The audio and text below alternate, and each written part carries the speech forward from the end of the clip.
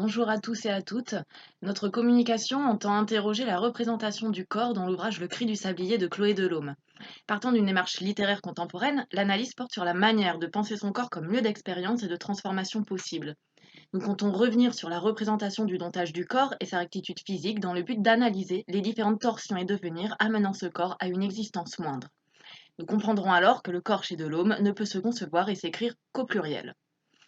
Les corps dolomiens entrent en résonance par une mise en réseau. Ils ne sont pas seulement liés à la dialectique individuelle collective, bien qu'ils aient l'air de prime abord de se construire par rapport à une opposition enfant-adulte.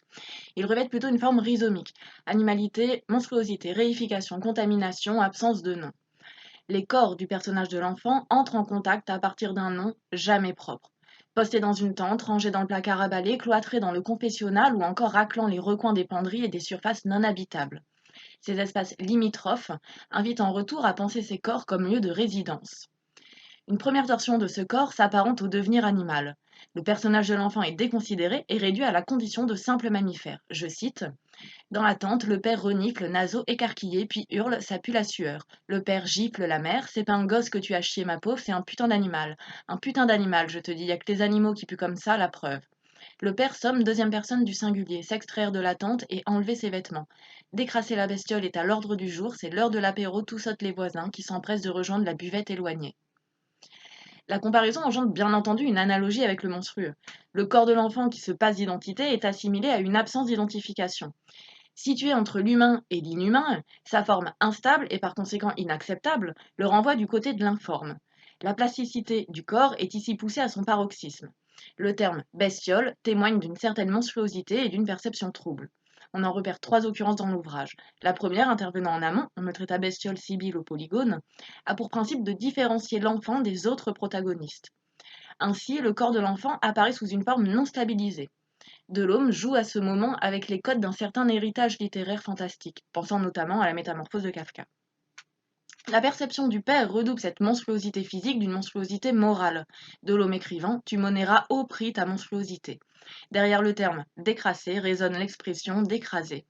Une des forces de l'écriture de Delhomme est de jouer sur la polysémie, la paronomie, les signifiants et l'écho des mots s'appelant les uns les autres. Par un tour de force littéraire, son écriture est porteuse et annonciatrice de la narration à venir. Et en effet, écraser la bestiole est à l'ordre du jour. Quelques pages plus loin, je cite: Le père s'agenouilla, posa ses paumes étau saignant la petite tête. Son nez toucha grumeleux le museau de l'enfant. Rétine contre rétine, l'électrique commotion s'infiltra, fiel glacé écarquillant pupille. Il laissa passer l'ange pour bien poser le ton. Un jour je vais te tuer, ça c'est en attendant. Derrière le verbe ceindre résonne celui de saigner. Enfin, par un jeu lexical, Delhomme retourne finalement ce devenir animal présumé de l'enfant contre le père, puisque c'est bien lui qui renifle et hurle. Delhomme effectue donc un travail sémantique spéculaire. Une deuxième torsion entraîne ce corps vers le devenir objet. Le corps réifié se fait le prolongement de l'espace de l'attente dans lequel il suinte et se liquéfie. L'attente se dresse et se construit comme le corps de l'enfant, où l'espace intime est inexistant puisqu'il est seulement révélateur de l'ordre parental, enfin paternel essentiellement. L'enfant n'a pas le droit de toucher à la fermeture éclair de la tente, tirée et fermée par le père. L'ouvrir est impensable, l'enfant garde donc le silence. Le corps de la toile n'est pas un obstacle pour elle. Il lui laisse ressentir les choses. Les deux corps n'en forment qu'un et se reflètent mutuellement. Ce sont des espaces démontables, des espaces maniables et agençables. L'enfant reste seul sous la tente fermée en plein soleil, attendant que les parents reviennent, avec interdiction de bouger, seul face à une épingle de sûreté accrochée à la fermeture. Elle est placée sous la surveillance de cette épingle à nourrice, objet accentuant d'autant plus la solitude de l'enfant et l'absence de véritable nourrice jusqu'au retour des parents. Je cite: À l'approche de la tente, le père s'énerve sur l'épingle à nourrice, dont la présence le surprend et courrouce. On en déduit d'une part que l'épingle à nourrice est un objet transfert pour l'enfant, y investissant surtout le terme nourrice afin d'alléger sa solitude, et d'autre part que la tête de l'épingle a sauté sous la pression des doigts du père. Donc, dans ce même mouvement, l'enfant est métaphoriquement décapité. C'est un corps acéphale que met en scène Delhomme. Une troisième torsion fait dériver le corps vers un devenir insecte. C'est une précision du devenir animal précédemment relevé. De fil en aiguille, l'enfant est comparé à une mouche. Je cite: L'enfant était coupable car elle était une mauvaise graine. Les mauvaises graines, comme les délinquants, sont nuisibles. Les insectes nuisibles sont les mouches. Les mouches ne servent à rien. Quand elles tombent dans un verre, il faut le laver. Les fautes aussi doivent être lavées. On commet des fautes quand on est méchant. Des fois, on dit qu'un méchant a fait un coup tordu.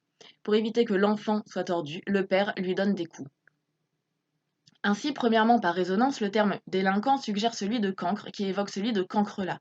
Du premier au second terme, ce n'est qu'une histoire de lettres qui, d'une proximité phonétique, amène à une proximité sémantique. Deuxièmement, et selon une relation contiguë, à la dyade du propre et du sale s'additionne la peur de la contagion et de la maladie transmissible, les blatoptères étant considérés comme des espèces nuisibles au sein d'un habitat, se nourrissant pourtant et paradoxalement des déchets des humains. Le corps est ainsi soumis à une quatrième torsion l'assimilant à un devenir virus. Delhomme écrit: La contamination de l'anormalité, il l'a redouté plus qu'un cancer du côlon. Un déplacement du regard sur le corps s'opère car il est possiblement contagieux. Ce ne sont plus seulement son apparence et son odeur qui sont source de gêne et imposent une purification, c'est également le cortège fantasmatique des périls invisibles et microscopiques. Le devenir virus induit l'image d'un monstre invisible porteur d'un soupçon d'anormalité, totale et ubique du corps. Dès lors, ce corps est à la fois dérangeant et nuisible. Le microbe, qui d'ailleurs dans le langage courant peut également être le surnom d'un enfant, est objectivé.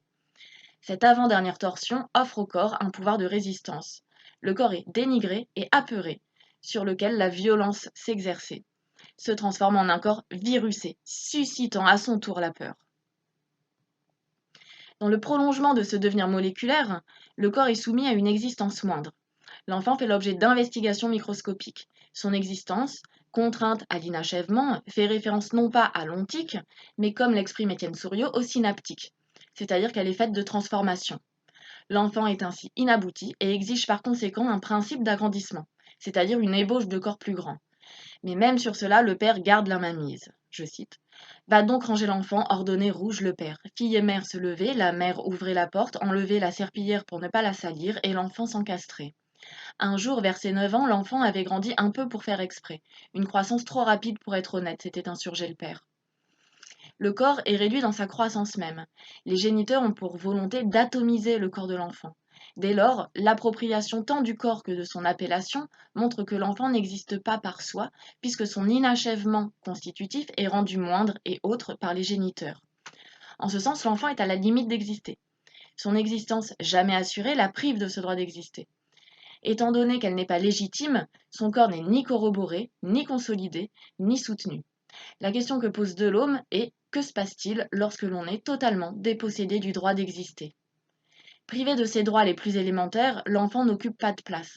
Elle s'apparente à un point minuscule, elle est renvoyée à des espaces exigus, et le temps perd toute continuité pour se réduire à une succession d'instants comme le signale la narration.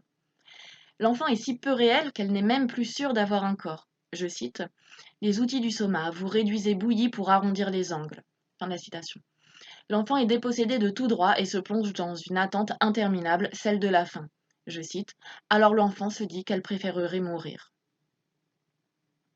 Pour conclure, nous dirons en paraphrasant David Lapoujade qu'avec un personnage tel que l'enfant, un nouveau mode d'existence apparaît, sauf qu'il est catastrophique. L'esthéticien écrit: La distance n'est plus celle qui va d'un minimum vers un extrémum, mais celle qui va d'un minimum vers le rien. À un principe d'agrandissement se substitue un principe d'amoindrissement. L'enfant souhaiterait se laisser tomber au lieu de s'élever, et c'est par déperdition, par diminution, qu'une nouvelle entité apparaît. Elle est quasi inexistante. De ces diverses torsions, nous retenons l'idée que le corps delhomien se pense à travers différents modes d'existence, pour reprendre le titre d'un ouvrage d'Étienne Souriau. La double instance familiale a donc supprimé l'existence du corps de l'enfant, et en ce sens, elle a tenté d'en faire un résidu fictionnel. De ce fait, Delhomme montre la tentative de fictionnalisation du corps de la petite Chloé par les géniteurs et les hébergeurs. L'ensemble des transformations étudiées ne sont donc que la traduction de la métamorphose enfantine du personnage, consistant à le faire advenir comme produit de l'imaginaire, en d'autres termes en tant qu'être de fiction. Cette trajectoire sinueuse entre ces devenirs autres aboutit non pas à une déconstruction du corps, mais à une construction chimérique, fictionnalisée de celui-ci. Je vous remercie.